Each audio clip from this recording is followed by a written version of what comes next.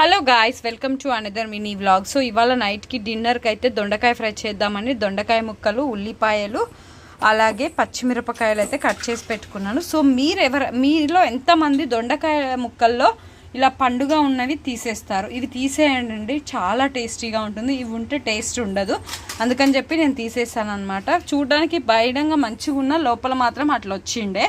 So ఇంత చెత్త వచ్చిందనమాట. సమ్మర్ కదా, కొంచెం వెజిటేబుల్స్ అయితే ఖరాబ్ అయిపోతాయి. సో మరి చూద్దామా. తాలింపు వేయడానికి అయితే ప్యాన్ పెట్టేసుకున్నాను. తాలింపు వేసి చూపిస్తాను. వన్ మోర్ థింగ్, ఇక్కడ కొత్తిమీర కూడా రెడీగా ఉందన్నమాట. తాలింపు వేసేసాను. తాలింపులో జనరల్గా రెగ్యులర్గా నూనె, ఆవాలు, జీలకర్ర, పచ్చిమిరపకాయలు, ఉల్లిపాయలు, అల్లం వెల్లుల్లి పేస్ట్ అన్నీ వేసి బాగా వేగిన తర్వాత కరివేపాకు, కొత్తిమీర అన్నీ వేసి వీటిని కూడా మిక్స్ చేసుకుందాము. ఎంతో రుచికరమైన దొండకాయ కర్రీ రెడీ అయిపోయినట్టు.